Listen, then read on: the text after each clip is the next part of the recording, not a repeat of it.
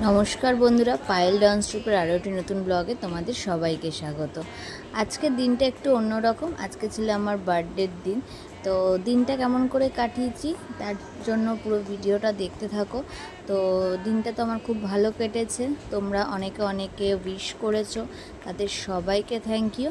चलो भिडियोटा ताहले शुरू करी।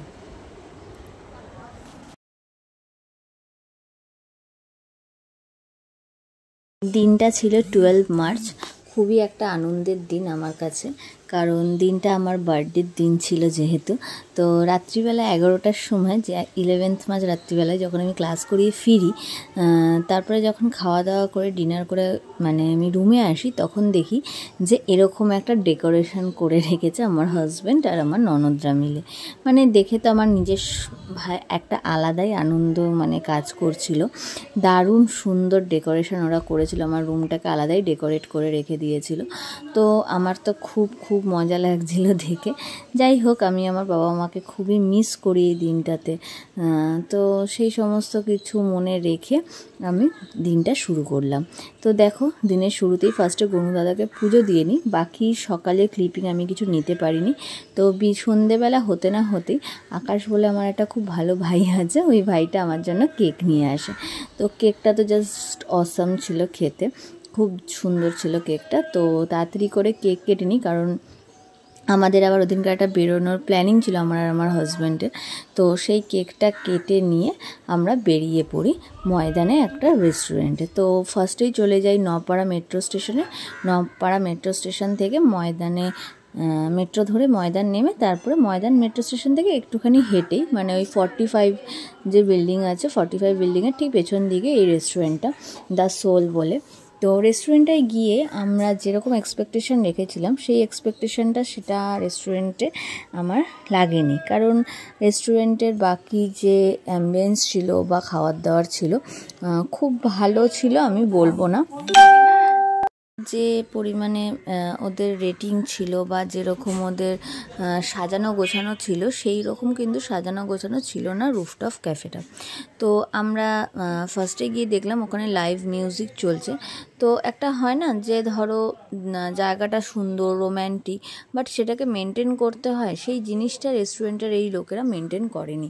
কারণ যেখানে তোমার হচ্ছে লাইভ মিউজিক চলছে তার পেছনে বাজারের ব্যাগ থেকে শুরু করে সমস্ত কিছু সাজিয়ে রেখে দিয়েছে।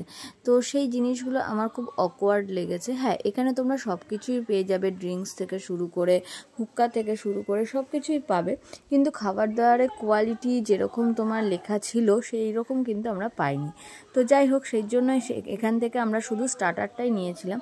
তো আমি আমার হাজব্যান্ডকে বললাম যে দেখো এখানে নর্মালি স্টার্টারটাই নাও, আর একটু বসে আমরা বেরিয়ে যাব, আমরা অন্য কোনো রেস্টুরেন্ট থেকে ডিনার করব। কারণ হচ্ছে অনেকটা রাতও হয়ে গেছিলো ঠিকই, কিন্তু আমাদের মনে হলো যে এখান থেকে যদি স্টার্টারটাই এরকম থাকে ডিনারটা নাও ভালো হতে পারে। তো আমরা এই কারণের জন্য এখান থেকে ডিনারটা নিয়ে নিই। তো তারপরেই আমরা ওখান থেকে বেরিয়ে চলে যাই হচ্ছে দা ওয়াফিরাতে। ওয়াফিরাতে যখন আমি ঢুকলাম তো ওয়াফিরাতে আলাদাই একটা অ্যাম্বিয়েন্স ভাই, মানে আলাদাই। মানে প্রথমেই আমরা যখন ওয়াফিরা ক্রস করে এদিকে দা সোলের দিকে যাচ্ছিলাম তখনই আমি আমার হাজব্যান্ডকে বলেছিলাম যে এটাতে ঢুকবে, তখন ও বললো না না যেটা ঠিক করে এসেছি চলো ওটাতেই যাই। তো ওটা যেহেতু ঢুকেছিলাম, তো তারপরে যখন আমরা ওখান থেকে শুধুমাত্র স্টার্টারটা খেয়ে আমরা যেহেতু ওয়াফিরা দেখে ঢুকেছিলাম, তো ওয়াফিরার প্রতি একটা আলাদাই এক্সপেকটেশন ছিল। তো ঢুকে সেই এক্সপেকটেশনটা ফুলফিল হয়েছিল। আলাদাই একটা অ্যাম্বিয়েন্স, খাবার দাবারের কোয়ালিটি জাস্ট ওয়াও, আমার তো খুবই ভালো লেগেছে। ওখান থেকে আমরা ডিনারটা পুরোপুরিভাবে করি।